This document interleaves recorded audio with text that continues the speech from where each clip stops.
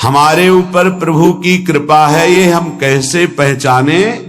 तो ये 8 लक्षण प्रकट होने लगते हैं जिस पर हरिजू की प्रियाजू की कृपा है। पहला, घोर अपराध करने वाले के प्रति भी दया की भावना, शांति पहला लक्षण है। भाव में भी पहले शांत भाव है। हमारे ऊपर श्री हरिजू की कृपा है, इसकी पहचान ये 8 लक्षण। पहला, शांति, अर्थात घोर अपराधी के प्रति भी गुस्सा ना क्षमा करना, ये हरि की कृपा का लक्षण है। देख लो भाई, घोर अपराधी शब्द तो जाने दो, जरा सा प्रतिकूल हो जाए तो लाख समझाओ पर भ्रकुटी तनी रहती है। भला ऐसा है? अपराधी पर भी क्षमा का भाव होना, ये हरि कृपा पात्र में ही होगा, अन्य में नहीं। तो अगर अपने हृदय में ऐसा लगे कि ऐसा नहीं है तो हरिजू से प्रार्थना करनी चाहिए कि कृपा करो, मेरे में सामर्थ्य आवे। दूसरा, अनुसूया, वो किसी भी के प्रति कभी भी कोई दोष दर्शन ही नहीं करेगा। दोष कथन, दोष श्रवण की तो बात जाने दो। अनुसूया, दूसरों के गुणों में दोष ढूंढना, ये नहीं होता। हरि कृपा पात्र में ये नहीं होता। ये सब भजन के नाश करने वाले। जैसे पहला अपराधी पर क्रोध कर देना, तो माया ने भेजा इसीलिए था कि तुम्हारे साथ व्यवहार ऐसा करे कि तुम क्रोध करो। क्रोध करोगे तुम्हारी ऊर्जा शक्ति नष्ट हो जाएगी, अध्यात्म में जो चलने की थी। और कहीं तुमने संकल्प कर लिया तो भजन शक्ति नष्ट हो जाएगी। तो अगर भजन बल है तो गया, जरूर उसको दंड मिलेगा, पक्का मिलेगा, 100% मिलेगा, लेकिन आप खाली हो गए। ना भजन करने की वृत्ति रहेगी और ना भजन रहेगा, दोनों बात। अनुसूया, किसी के सद्गुणों में दोष देखना, गुणों में दोष ढूंढना, ये हरि कृपा पात्र में नहीं होता। ये बहुत मंगलमयी बातें हैं जिससे हमारा भजन मार्ग पुष्ट होता है।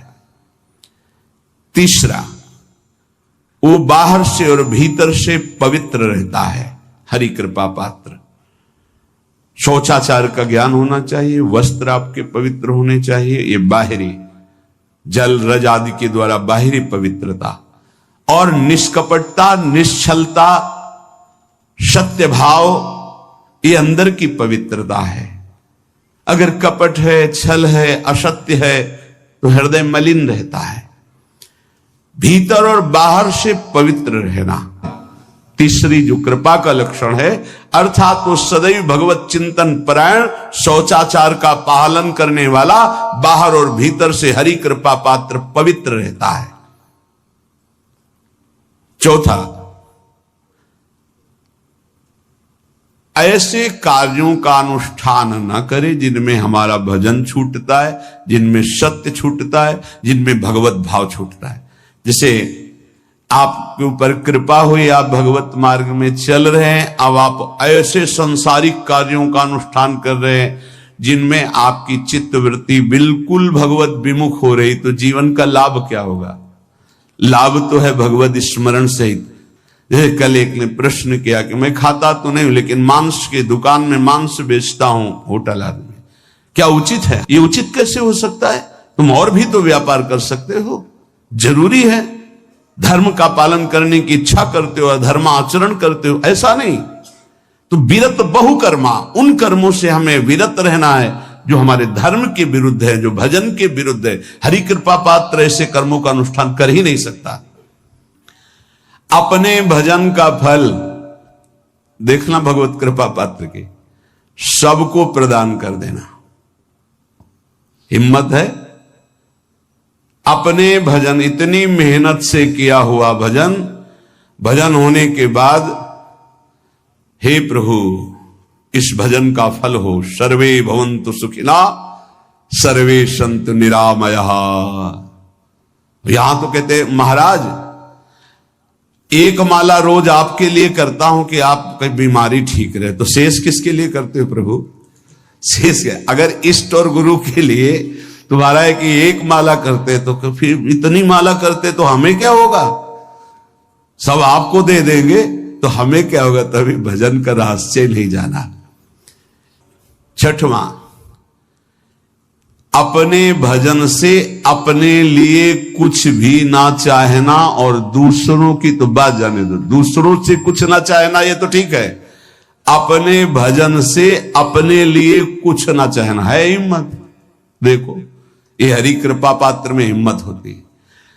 अपना भजन अपने प्रयोग में ना लाना, इसका भी आंतरिक रहस्य है। अपने प्रयोग में आप शरीर को लेकर के बोलेंगे, अगर स्वरूप को लेकर तो प्रयोग की कोई वहां जरूरत ही नहीं, स्वरूप पूर्ण काम है, वहां कोई अभाव नहीं। जब आप कोई भाव अपने लिए करेंगे तो देह भाव होगा, देह भाव से किसी विषय की मांग होगी। विषय पूर्ति भजन का फल नहीं होता, भजन का फल होता विषय निवृत्ति। बहुत जोर की बात है, कैसे समझ में आए? अपने भजन का भी फल अपने लिए नहीं, दूसरों से कुछ चाह रखना तो बात ही जाने दो, भजन से भी कोई अन्य सुख की चाह नहीं हुई। क्या चाहिए? भजन ही बनता रहे, भजन का फल भजन बनता रहे, खूब निरंतर जप करते रहे।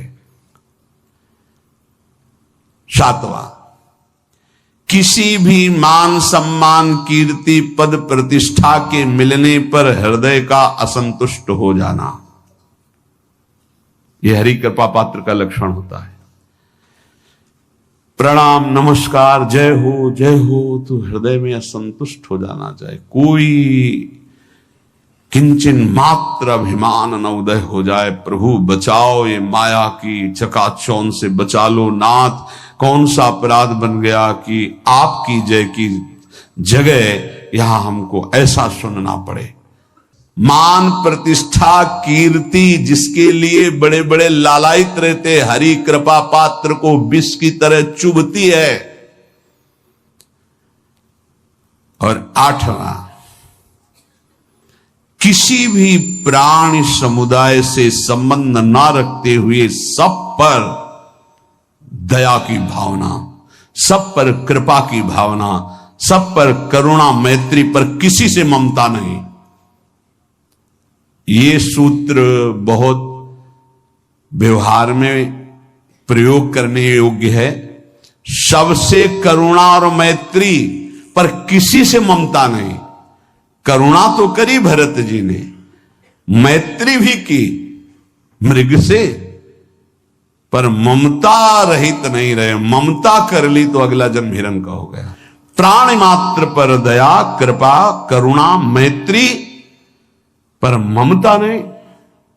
ममता किसी से, और यहां करुणा मैत्री ये तो गायब हो गई, केवल ममता रह गई है। अपने शरीर से ममता, शरीर संबंधियों से ममता, विषय भोगों से ममता, यही जहर है। संबंध में ये ममता ही जहर है, विचारों में अहंकार जहर है, कर्मों में ये आसक्ति जहर है। संतों के कहा जाता है चरण स्पर्श से ज्यादा पावर मिलता है। अगर चरण स्पर्श न करावे तो उनकी चरण रज ले ले, नहीं कोरी भावुकता नहीं।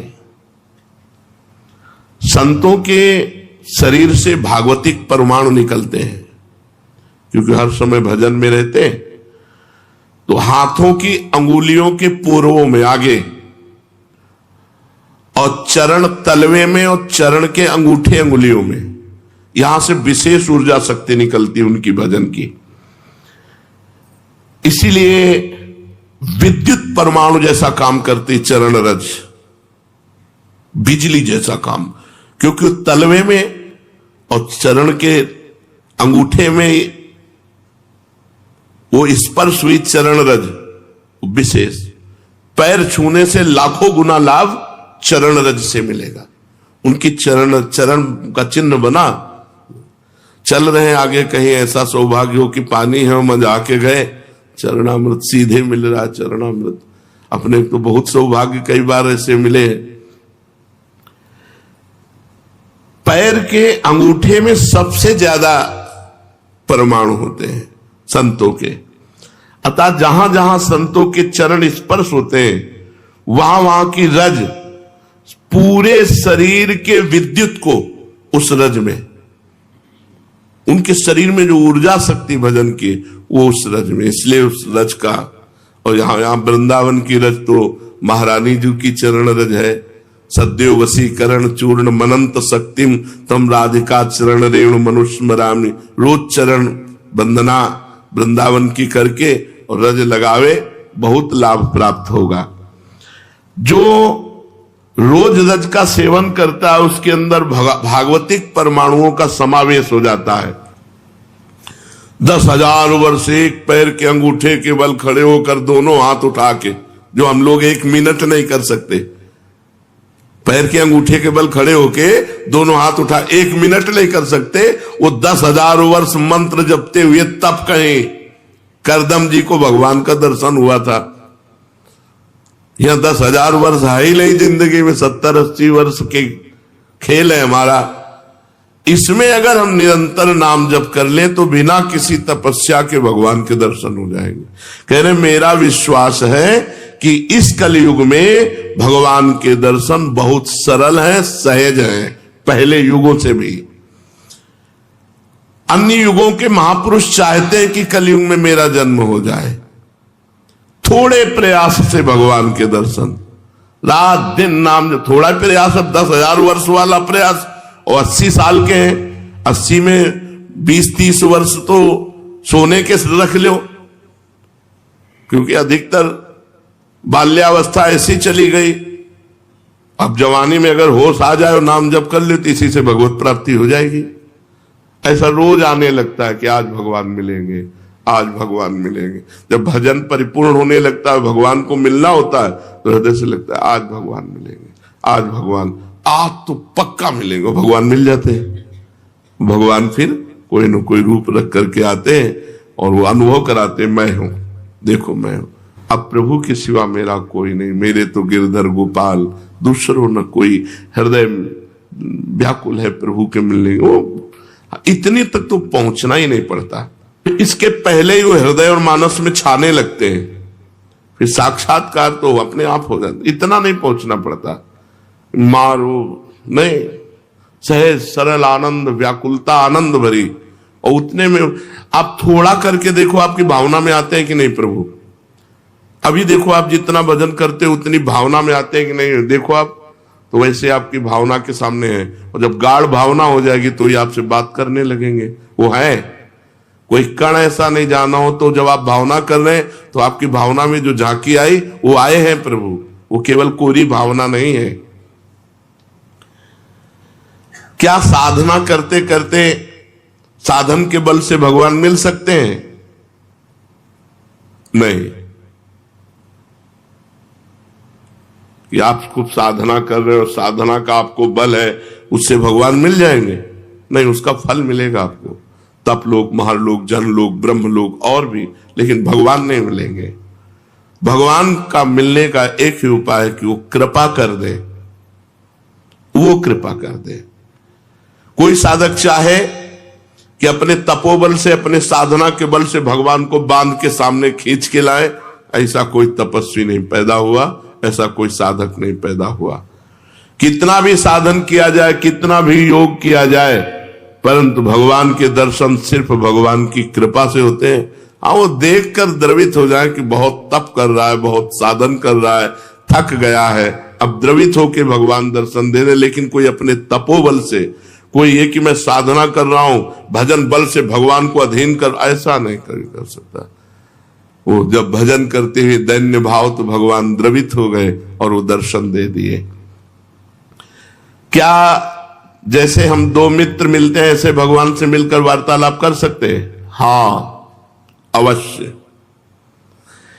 यदि आपके अंदर भगवान से प्रेम उदय हो चुका है तो भगवान आपसे दो मित्रों की तरह एकांत में मिलकर परस्पर वार्तालाप कर सकते हैं। बिल्कुल, इच्छा जगाओ, मिलने की इच्छा जगाओ। जब एकांत में भक्त और भगवान बातें कर रहे हैं तो दूसरा देख सकता है, दूसरा सुन सकता है? नहीं। मान लो यहीं बैठकर भगवान से बातचीत हो रही हो, तो जैसे नारायण स्वामी थे, जैसे भाग तू भाग, कितना भागेगा, और कपड़ा समेट के पीछे भागते, तो लोग देखते कोई नहीं सामने, तो बाबा पागल हो गया है। कुसुम सरोवर तक दौड़ के आते, फिर लौटते, फिर मुखारबिंद तक दौड़ के जाते, फिर वहां। जब प्रेमी जनों ने पूछा तो बोले हमारी उसकी छुआछुई हो रही, वो देखो सामने दौड़ रहा है, मैं उसे पकड़ रहा हूं। लेकिन उसकी सबको लगता कि पागल हो गए हैं क्या, दौड़ रहे हैं। कहते भाग तो कितना भागेगा, आज मैं पकड़ के छोड़ूंगा, और सामने कोई है नहीं, तो लोग पागल ही तो समझते थे। तभी भक्त को एक पागल संज्ञा दे दी जाती है। जिसको समझाने के लिए बिजली का भारी करंट मार दिया जाए, झटके में वो बस ऐसे। भगवान अनंत सामर्थ्यशाली। कहते हैं तुम घर सजाओ भगवान आएंगे। हाँ, तो मन का घर, ये बाहर वाला घर सजा ले सिले कि बाहर आप खूब सजा दो लीप पोत के, तो भगवान यहां मन रूपी घर को, मन से संसार रूपी कूड़ा निकल जाए, दैवी संपदा आ जाए, मन मंदिर बना लो, मन सजा लो, मन के दुर्गुण हटा लो, मन को संसार से खाली कर दो, भगवान आ जाएंगे। मन रूपी घर को सजाना। क्या भगवत प्राप्ति प्रारब्ध में लिखी है कि तुम्हें जाओ इस जन्म में भगवत प्राप्ति हो जाएगी? नहीं। भगवान का भजन संत समागम के द्वारा प्रारंभ होता है, और भजन के द्वारा हमारा भाग्य नया निर्माण होता है भगवत प्राप्ति का। वो पूर्व जन्म से नहीं होता कि अगला जन्म तुम्हें भगवत प्राप्ति हो जाएगी, वो भजन से होता है। क्या प्रारब्ध बाधा पहुंचा सकता है? इच्छा प्रबल हो, भजन कस के हो, भगवान की अनन्यता हो, तो प्रारब्ध बाधा नहीं पहुंचा सकता, नहीं पहुंचा देगा। प्रारब्ध बहुत बुरा होता है। जिसे मान लो दोनों किडनी फेल, डायलिसिस, बड़ी समस्या, बड़ा परेशान, पर भगवान की कृपा से चल रहा है, साधन भी चल रहा है जो भगवान चला रहे हैं। जैसे अगर बताओ प्रारंभ में ही हो जाता, मान लो भजन शुरू किया, प्रारंभ हो गया, मार दिया ना प्रारब्ध ने, तो प्रारब्ध बाधा पहुंचा सकता है भगवत प्राप्ति में, यदि भगवान की अनन्यता न हो, भगवान की शरणागति न हो, भगवान का भजन न हो। भगवान की अप्राप्ति के संताप का क्या स्वरूप है? जिया ना जाए। भगवान के अमिलन में, भगवान के विछोह में एक एक निमेष युग के समान लगने लगे। ऐसा नहीं लगता। ये परम धाम क्या है? वैकुंठ लोक, गोलोक, साकेत, कैलाश, ये परम धाम है। एक है या अलग है? एक ही है, पर भावना के अनुसार अलग वैभव प्रकाशित हो जाएगा। धाम नित्य चिदानंद एक है। आपने भगवान शिव की उपासना की तो आपको पूरा कैलाश रूप में भगवान शिव परिकर सहित अनुभव कराएगा। राम जी की उपासना की तो वही धाम साकेत बनकर अनुभव कराएगा। श्याम जी की उपासना की वही धाम गोलोक बनकर अनुभव कराएगा। धाम एक है। अगर आप चिदानंदमय है तो भक्त जैसी भावना करता है वैसा अनुभव कराता है। आपके लिए है और इसे अंत तक ध्यान से सुनना बहुत जरूरी है, क्योंकि पूजा में की गई एक छोटी सी गलती कभी कभी घर की किस्मत को अंधेरा कर देती है। हमारी भारतीय संस्कृति में तुलसी को केवल एक पौधा नहीं माना गया, बल्कि उसे लक्ष्मी स्वरूपा देवी, परिवार की रक्षा करने वाली माता शक्ति और भगवान विष्णु की सबसे प्रिय माना गया है। जिस घर में तुलसी माता का वास हो वहां से नकारात्मकता दूर रहती है और धन अन्न की कमी नहीं होती। लेकिन अगर पूजा में कुछ गलत हो जाए, चाहे वो अनजाने में ही क्यों न हो, तो वही तुलसी माता जो आशीर्वाद देती हैं